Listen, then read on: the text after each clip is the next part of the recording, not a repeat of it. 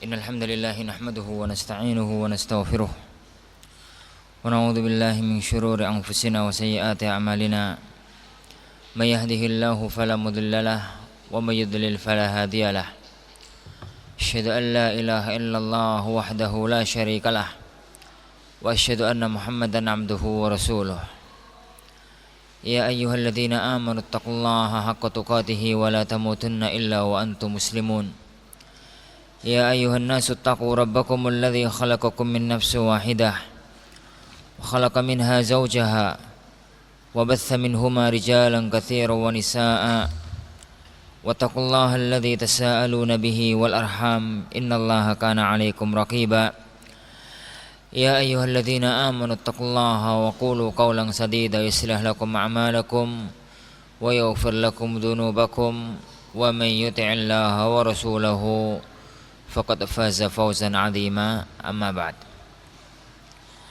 Ayyuhal ikhwa wal akhwat yang dimuliakan oleh Allah Subhanahu wa taala, melanjutkan apa yang kita bicarakan pada pertemuan yang lalu, bahwa seharusnya seorang penuntut ilmu dia mempunyai semangat yang tinggi dan tidaklah meremehkan sebuah nasihat untuk dia berikan kepada saudaranya yang lain, karena barangkali dengan satu nasihat yang mungkin kita anggap remeh tersebut, Allah Subhanahu wa taala menjadikan orang lain berbuat sesuatu yang besar, yang dengan itu maka umat akan mendapatkan manfaat, dan dengan itu pula maka kita akan mendapatkan pahala dari sebab apa yang kita sampaikan dan apa yang kita nasihatkan. Karena Rasulullah bersabda, man dalla ala khairin falahu mithlu ajri fa'ilih. Barang siapa yang menunjukkan orang lain untuk berbuat kebajikan, maka dia akan mendapatkan pahala yang semisalnya, sebagaimana yang terjadi pada Al-Imam Al-Bukhari, Al-Imam Al-Zahabi, Al-Imam Muhammad Ibn Nasr dan yang lainnya. Kita teruskan. Berkata Syekh Sadhan hafizahullahu ta'ala, mana sekarang? Summa itu ya. Summa adzkuru laka syai'an, kemudian saya akan menyebutkan untukmu syai'an, sesuatu atau sedikit, minal amthilati, dari contoh-contoh, ala himmati ba'dil ulama, bagaimana semangatnya para ulama, allaha an tashhadha himamana, semoga dengan kisah-kisah ini akan membangkitkan semangat kita, wa tuzakki nufusana, dan akan mensucikan hati-hati kita. Karena ya ikhwan, setelah Al-Qur'anul Karim dan setelah sunnah Rasulullah sallallahu alaihi wasallam yang menunjukkan kepada kita tentang keutamaan ilmu, yang memberikan semangat kepada kita untuk menambah dalam kebaikan dalam menuntut ilmu, maka tidak ada yang lebih untuk memberi manfaat selain daripada kisah-kisah para ulama-ulama salaf, generasi-generasi awal umat ini, bagaimana kita mengaca kepada perbuatan mereka, yakni untuk kita bisa berbuat pada diri kita saat ini. Beliau mengatakan, al-anbiya'u alaihi wassalam, para nabi alaihi wassalatu wassalam, a'lamul ulama wa afdaluhum, mereka adalah para ulama yang paling alim dan para ulama yang paling mulia. Ulul azmi adalah para ulul azmi, 5 nabi yang dipilih oleh Allah Subhanahu wa taala menjadi seorang nabi dan seorang rasul yang paling terkemuka. Mereka adalah Nuh alaihi salatu wassalam, kemudian Ibrahim, Musa, Isa, dan terakhir Nabiyyuna Muhammad sallallahu alaihi wa ala alihi wasallam. Wa min ulil azmi, dan di antara ulul azmi adalah Musa alaihi salatu wassalam, Nabiullah Musa alaihi salatu wassalam. Wa qad jaa fi qissatihi ma'al Khadir, dan telah terdapat riwayat dalam kisah beliau bersama Nabiullah Khidir. Wa annahu lamma bulligha, tatkala disampaikan kepada beliau, anna indal hadiri ilman laisa indahu, bahwasanya Nabiullah Khidir mempunyai ilmu yang dia tidak memilikinya.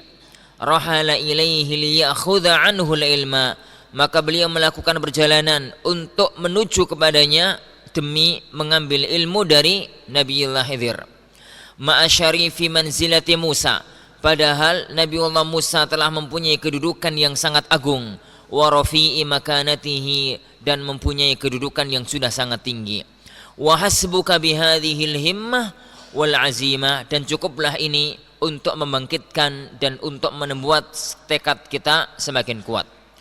Al-Imam Al-Bukhari rahimahullahu taala dan sebelumnya Al-Qur'anul Karim menceritakan kisah ini panjang lebar dalam surat Al-Kahfi.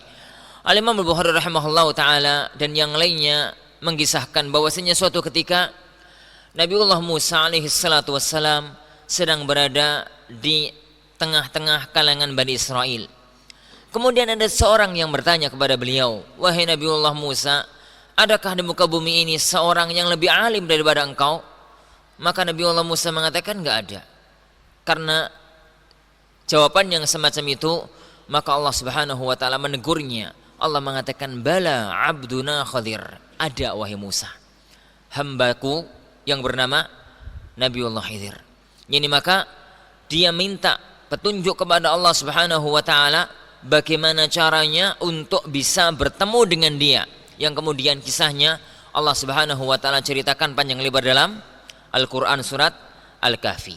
Intinya ya akhwan, Nabiullah Musa alaihi salatu wassalam yang dia adalah salah satu di antara para nabi dan salah satu di antara para rasul yang Allah Subhanahu wa taala telah memilihnya untuk menjadi salah satu ulul azmi minar rusul, dan Allah Subhanahu wa taala telah berbicara langsung kepada dia tanpa perantara, padahal Nabiullah Musa tatkala itu masih di bumi, ini belum di alam akhirat. Meskipun demikian, padahal posisi beliau sudah sangat tinggi dan tidak ada kedudukan yang melebihi kedudukan seorang nabi dan seorang rasul. Tatkala beliau mengetahui bahwasanya di sana ada seorang hamba Allah yang lebih mempunyai ilmu, yang dia tidak memilikinya, maka beliau melakukan perjalanan panjang dan beliau mau menjadi murid Nabiullah Khidir dengan syarat-syarat yang Nabiullah Khidir tetapkan dalam Al-Qur'anul Karim. Kalau memang itu seorang nabi, bagaimana lagi dengan orang yang bukan nabi? Dan bagaimana lagi dengan orang yang tidak mempunyai ilmu atau mempunyai ilmu tapi sedikit dan mempunyai kedudukan yang tidak setinggi para ulama-ulama di zaman kita?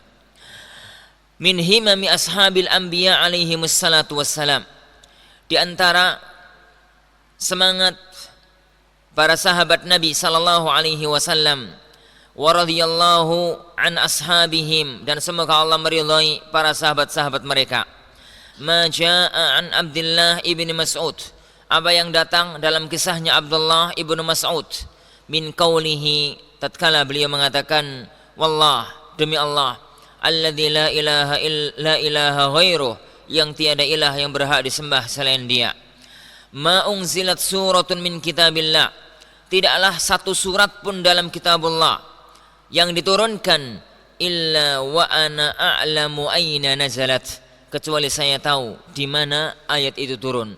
Karena sahabat Abdullah bin Mas'ud adalah salah satu sahabat Muhajirin, salah satu sahabat Makkah. Jadi beliau menemui turunnya Al-Quran dari awal. Maka beliau mengatakan tidak ada satupun surat dalam Al-Quran kecuali saya tahu di mana ayat itu turun. Wala unzilat ayatun min kitabillah, dan tidak ada satu ayat pun dalam Al-Quran illa ana a'lam fi man unzilat, kecuali saya tahu ditujukan kepada siapa ayat itu turun. Maksudnya sebab turunnya ayat itu apa dan kenapa.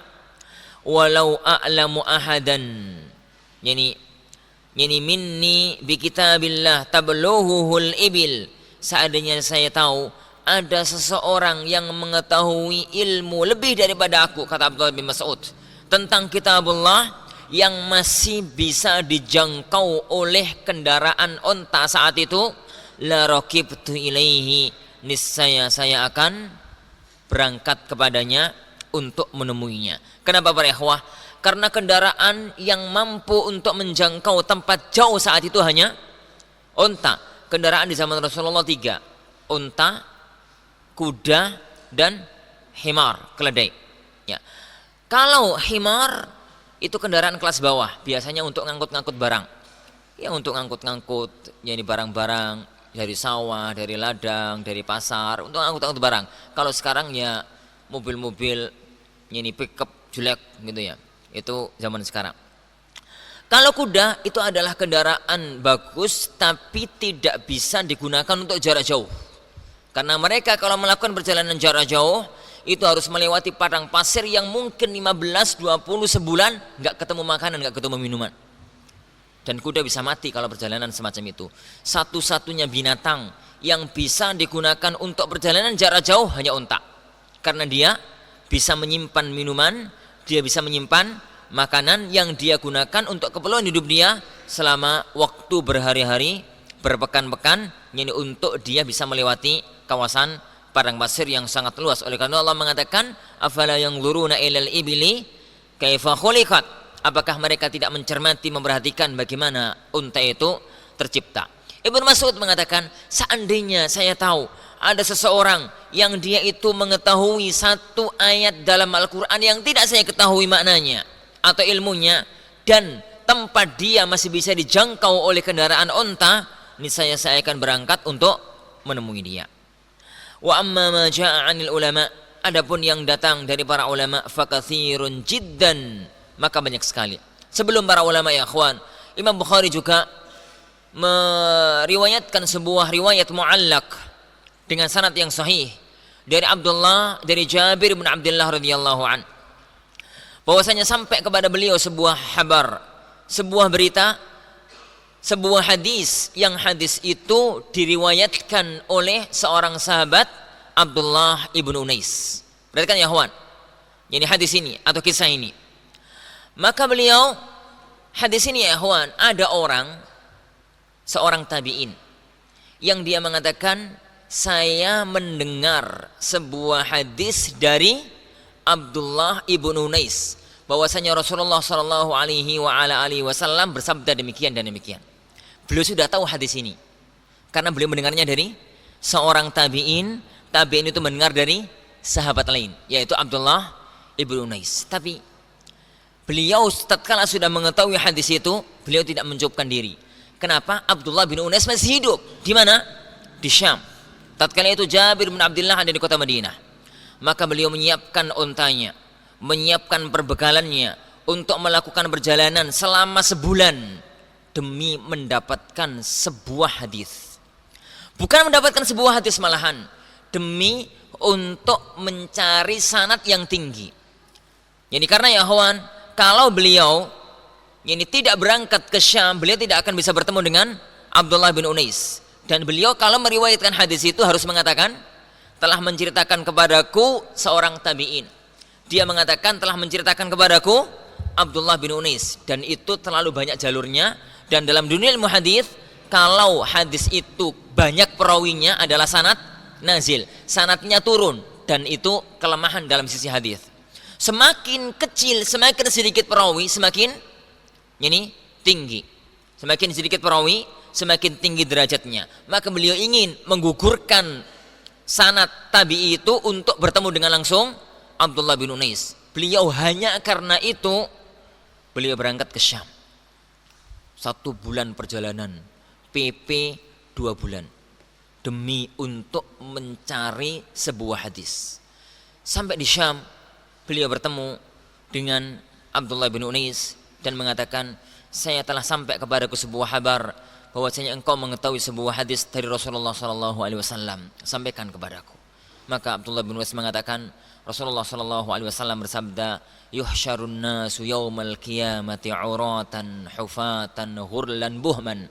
Jadi bahwasanya nanti pada hari kiamat manusia dikumpulkan dalam keadaan telanjang, tidak memakai pakaian, tidak memakai alas kaki, dan belum dihitan.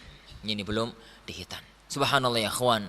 Kalau memang demikian kesungguhan para sahabat Nabi dan kesungguhan para ulama kita dalam menuntut ilmu, maka sebenarnya kita malu dengan apa yang kita lakukan pada hari-hari ini, padahal kita mengklaim sebagai salafiyun, pengikut para ulama-ulama salaf. Kadang-kadang kita harus merenung dan kita harus mengaca diri kembali, benarkah saya adalah seorang salafi? Ini.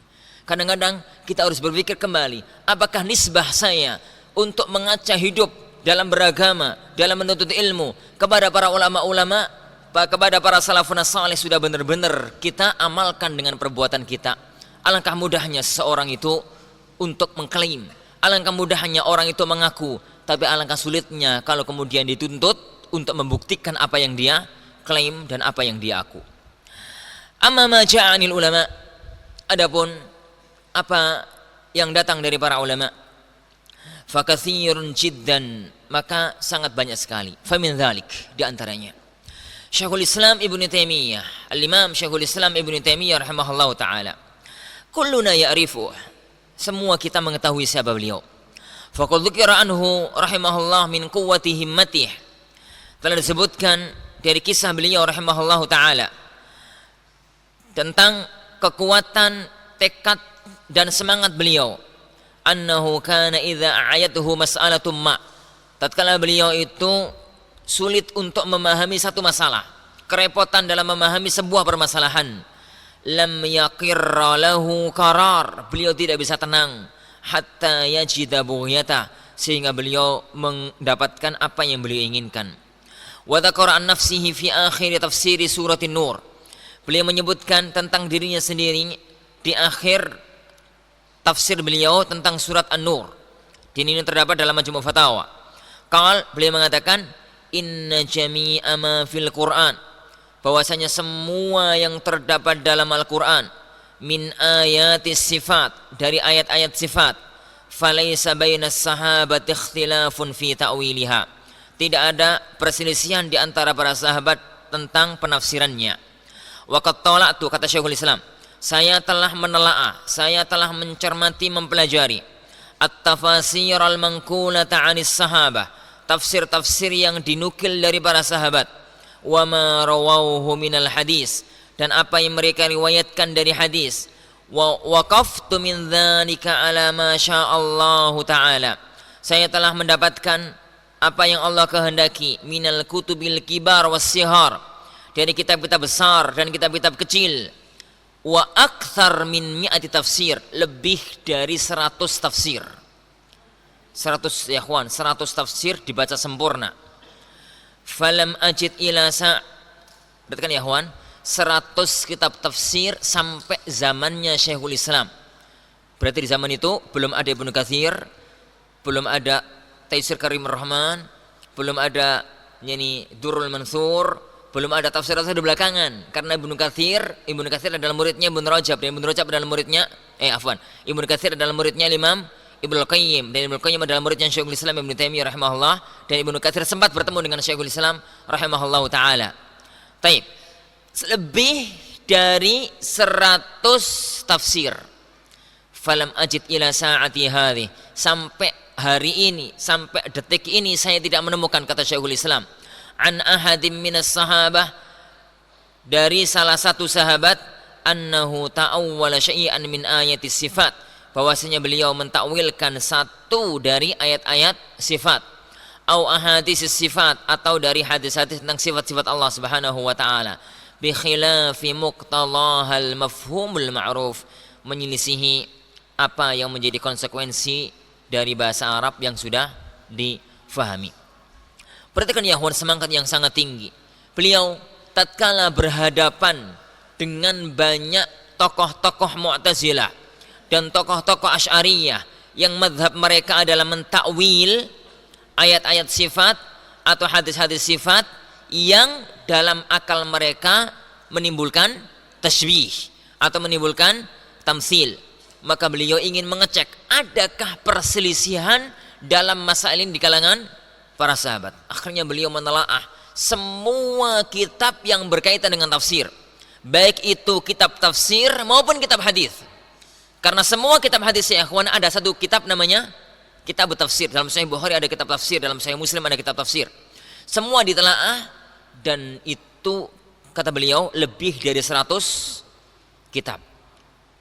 Ini saya tidak pernah menghatamkan satu kitab tafsir. Antum sudah ya ikhwan? Satu kitab tafsir. Imam Syekhul Islam rahimahullah telah menghatamkan lebih dari 100 tafsir, yang besar dan yang kecil.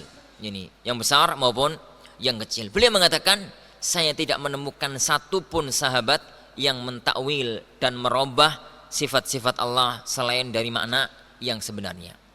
Al-Imam Abu Ja'far Muhammad ibnu Jarir At-Tabari, Al-Imam At-Tabari rahimahullahu taala, penulis kitab tafsir agung Jami' yani Al-Bayan fi tafsir ayat Al-Quran. Beliau mengatakan, Syekh Sadhan mengatakan, hadzal rajulu ajibun amruh. Orang ini sangat menakjubkan urusannya. Orang ini sangat mengherankan perkaranya. Lau qussimatil awraq allati katabaha ala umrih mundu an khuliq.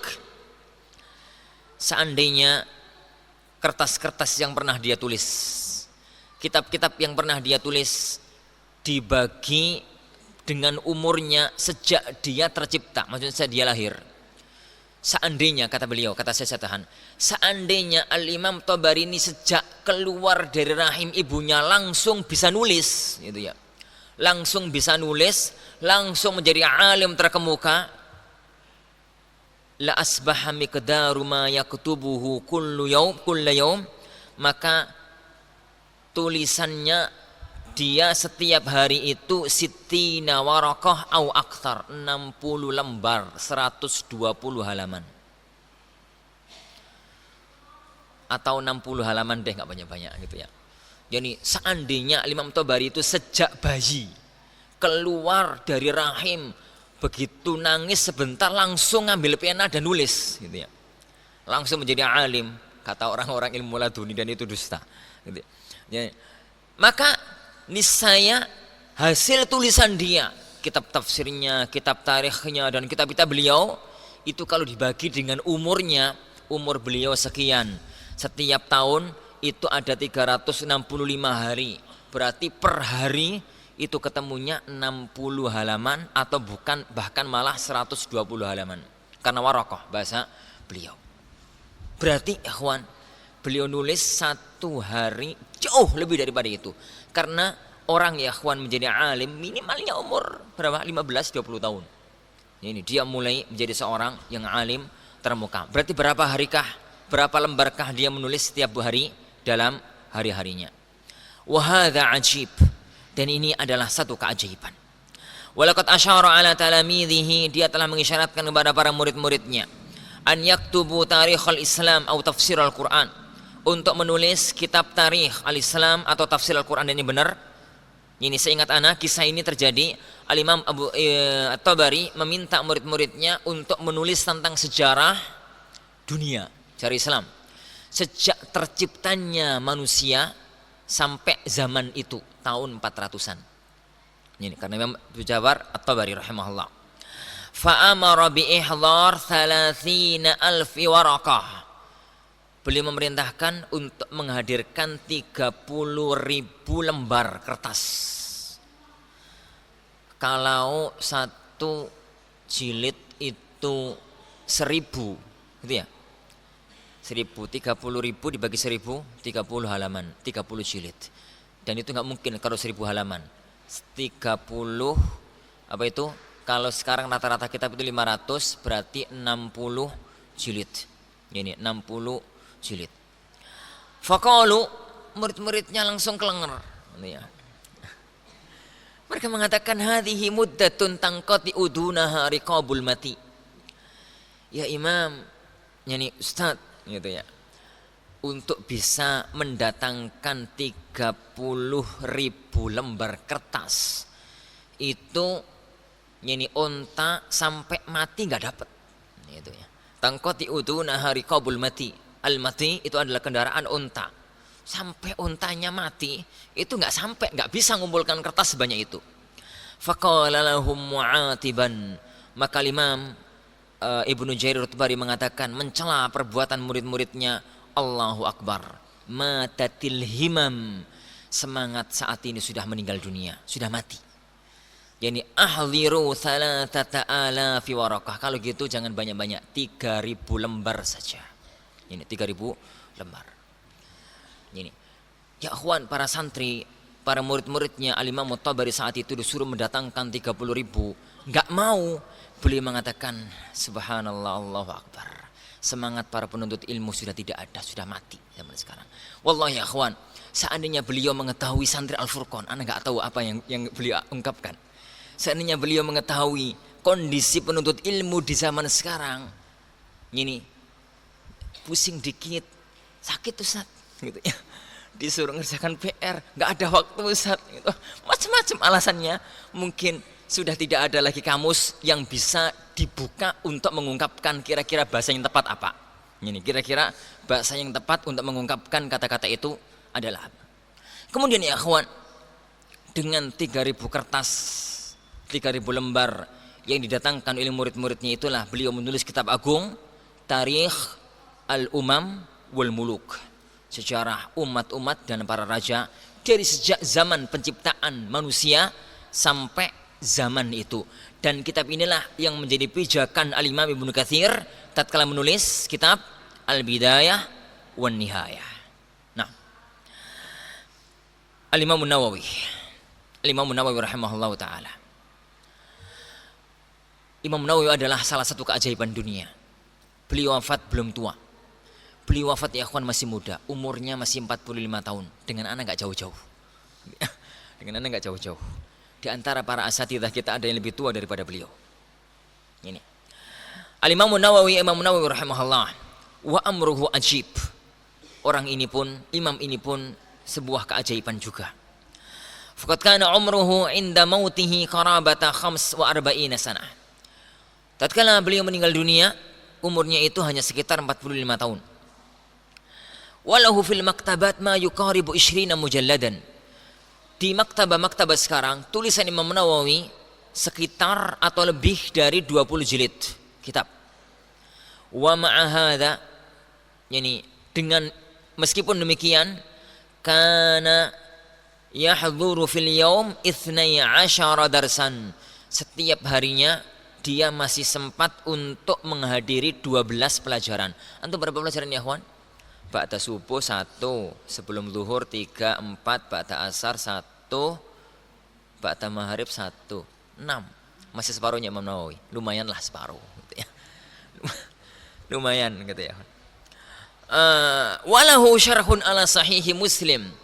Beliau mensyarah sahih Muslim. Walahu tahdzibul asma'i wal lughat. Beliau mempunyai kitab tahdzibul asma' wal lughat. Beliau mempunyai kitab Raudhut Talibin 6 jilid. Wal majmu' syarh muhadzab sekitar 9 jilid tulisan Imam Nawawi. Wala'allahu yu'addu inda Syafi'iyah kal mughni indal Hanabilah. Kitab ya akhwan Al Majmu' syarh muhadzab itu adalah kitab pamungkas dalam fikih mazhab Syafi'i. Sebagaimana Al Mughni adalah kitab sentralnya fikih mazhab Hambali. Sebagaimana kitab At-Tamhid dan Istidkar adalah kitab pamungkasnya fikih mazhab Maliki, dan kitab Al-Mabsut adalah kitab pamungkasnya fikih mazhab Hanafi. Tapi ikhwan, kitab ini fadlan 'anir rasail as-saghirah, lebih-lebih lagi ditambah lagi tulisan-tulisan kecil beliau semacam Arba'in Nawawi, Riyadhus Shalihin, Al-Adhkarun Nawawiyah, Arba'in Nawawi, dan kitab-kitab yang semisalnya. Dengan tulisan beliau yang banyak semacam itu dan pelajaran beliau itu sangat banyak, beliau masih sempat dengan semangat beliau yang sangat tinggi yani untuk menulis kitab-kitab seagung tersebut. Taib ikhwan, dan beliau meninggal dunia masih bujang. Saat beliau meninggal dunia belum sempat menikah. Yani beliau termasuk para ulama-ulama yang wafat dalam kondisi masih belum nikah. Di antara mereka juga Imam Syekhul Islam Ibnu Taimiyah rahimahullah, beliau meninggal dunia belum sempat untuk menikah. Jangan untuk tiru ya kawan. Jangan ditiru. Wa ala dzikri kitabil majmu', dan tatkala menyebut kitab al-majmu', al-majmu' syarh muhadzab berapa jilid ya kawan? Berapa jilid? Yang ada di maktab antum berapa jilid majmu' syarh muhadzab? 20 berapa? 23. Wa ala dzikri kitabil majmu', dan tatkala menyebut kitab al-majmu' syarh muhadzab, fa innahu yakthuru 'azwu ba'dhi ahli al-ilmi al-mu'asirin. Banyak sebagian para ulama pada zaman sekarang menyandarkan kitab ini mutlak kepada beliau Imam Nawawi. Li'annahu kitabu fikhin muqaran masyhur wa mutadawal. Karena kitab ini adalah kitab perbandingan mazhab yang masyhur dan banyak dimiliki oleh tulabul ilm. Wa yaqulun, mereka mengatakan qala al-Imam an-Nawawi kadza, Imam Nawawi berkata demikian. Wa yadhunnun, mereka menyangka anna hadzal kitab kullahu min tasnifil Imam an-Nawawi. Kitab ini semuanya tulisan Imam Nawawi. Was sahih, kitab ini, dan ini sudah sering kita ulang-ulang, annahu ta'aqaba alaihi thalatha. Kitab ini ditulis oleh 3 orang beruntun. An-Nawawi, pertama Imam Nawawi, thumma khallafahu as-Subki, setelahnya adalah Imam Subki, Tajuddin as-Subki, thumma khallafahu al-Muti'i, setelahnya adalah Najmuddin al-Muti'i. Fan-Nawawi, al-Imam Nawawi syaraha kitab al-Muhadzab lisyirazi. Al-Imam Nawawi menulis kitab al-Imam, yakni menulis syarah terhadap kitab Al-Muhadzab fi Fiqh Imam Syafi'i, tulisan Imam Abu Ishaq Syirazi, min awwalihi ila awwali babir riba. Dari awal kitab muqaddimah sampai awal-awal bab riba, min kitabil buyu, dari kitabul buyu. Dalam cetakan sekarang akhir al-mujallad at-tasi, akhir jilid ke-9. Jadi dari jilid pertama sampai jilid 9 akhir itu adalah tulisan Imam Nawawi. Kemudian beliau meninggal dunia sebelum sempat untuk meneruskan kitab Al-Majmu' Syarah Muhadzab. Selang beberapa abad, jadi selang beberapa abad, 2 abad, sekitar 2 abad, jadi datanglah seorang imam agung dari fikih madhab Syafi'i, Al-Imam As-Subki rahimahullah. Beliau meneruskan ini proyek besar Imam Nawawi untuk mensyarah kitab Muhadzab. Maka beliau mulailah menulis dari mulai kitabur riba setelah Imam Nawawi, ila babir rad bil aib, sampai kitab bolehnya mengembalikan barang kalau cacat, barang yang sudah dibeli kalau cacat. Min kitabil buyu, dari kitab jual beli. Akhir al-mujallad hadi athar, akhir jilid yang ke-11. Jadi Imam Subki cuma sempat menulis 3 jilid, setelah itu beliau meninggal dunia dan gak sempat untuk menyempurnakan kitab itu. Setelah itu lewatlah ya akhwan berabad-abad sampai abad ini diteruskan oleh seorang ulama Syafi'iyah terkemuka zaman ini, Najmuddin al-Muti'i. Wa atammahul Muti'i, disempurnakan oleh Imam al-Muti'i, min babi bai'il murabahah, dari bab jual beli murabahah. Kalau terangkan murabahah panjang, enggak usah terangkan. Dari bab yang penting jual beli, namanya bab jual beli murabahah, ila akhir kitab, sampai akhir kitab, berarti dari jilid 12 sampai jilid yang ke-23. Oleh karena ya kawan, kalau antum ini bahas kemudian membahas tentang kitabul jihad, kemudian merujuk kepada kitab Al-Majmu' Syarah Muhadzab, jangan katakan qala Nawawi fil Majmu', padahal antum ngambilnya jilid 20. Itu bukan tulisan Nawawi, itu tulisan Al-Muti'i. Kalau antum mengambilnya jilid yang ke-10, itu adalah tulisan As-Subki. Kalau ngambilnya jilid 9 sebelumnya, itu adalah tulisan Al-Imam An-Nawawi. Jadi harus dipertegas biar kita tidak menyandarkan ucapan selain kepada penulisnya. Nah, wa idza aradna an na'zuwa kalaman fi hadzal kitab, kalau kita kepingin yani untuk menyandarkan satu ucapan dalam kitab ini, fayajibu an na'rifa hadhil aqsam, maka kita wajib untuk mengetahui pembagian ini, as-salas, 3 pembagian ini, hatta na'zuwa kulla kalamin li sahibih, sehingga kita menyandarkan setiap ucapan kepada penulisnya masing-masing. Keempat di antara keajaiban, di antara ya hawan keajaiban sejarah adalah Al-Imamul Hafidh Abul Fadl Ahmad Ibnu Hajar Al-Asqalani, Al-Imam Al-Hafidh Ibnu Hajar Al-Asqalani rahimahullah, sahibu Fathil Bari, penulis kitab Fathul Bari, fi syarhi Sahihil Bukhari, dalam syarah Sahih Al-Bukhari. Waqad kana syarhul Bukhari dainan 'alal ummah, adalah syarah Sahih Bukhari adalah menjadi hutang umat ini, hatta waffa bihil hafidh, sehingga dilunasi oleh Al-Imamul Hafidh Ibnu Hajar. Qala Ibnu Khaldun, berkata Imam Ibnu Khaldun rahimahullah, inna syarhal Bukhari ilal an, bahwasanya syarah Sahih Bukhari sampai saat ini zamannya Ibnu Khaldun. Dainun ala hadhil ummah, masih menjadi utangnya umat ini. Qala Abul Khair As-Sakhawi, berkata Imam As-Sakhawi, salah satu murid terkemukanya Ibnu Hajar Al-Asqalani, "Lau anna Ibnu Khaldun, seandainya Ibnu Khaldun ra'a syarh al-Bukhari li Ibnu Hajar, sudah melihat syarah Imam Bukhari yang ditulis oleh Ibnu Hajar, laqarrat ainuh, niscaya hatinya, matanya akan tenang, akan sejuk. Wala alima, dan niscaya dia akan tahu, annad daina qad wuffiya haqqal wafa, bahwasanya hutang itu telah dilunasi dengan sebaik-baiknya." Kita ya kenapa? Karena Al-Imamul Hafidz Ibnu Hajar telah mencurahkan segenap kemampuannya untuk menyelesaikan syarah Fathul Bari. Beliau meluangkan waktu 25 tahun untuk menyempurnakan kitab Fathul Bari. Sehingga tatkala kitab itu hatam, maksudnya Allah tidak mewafatkan beliau sebelum selesai. Setelah kitab itu hatam, beliau tasyakuran, membuat walimah besar, yakni untuk bersyukur kepada Allah Subhanahu wa taala, ungkapan syukur kepada Allah yakni atas terselesaikannya kitab Fathul Bari. Muqaddimahnya saja Al-Hadyus Sari, muqaddimah Fathul Bari jilid yang pertama itu memakan waktu 5 tahun.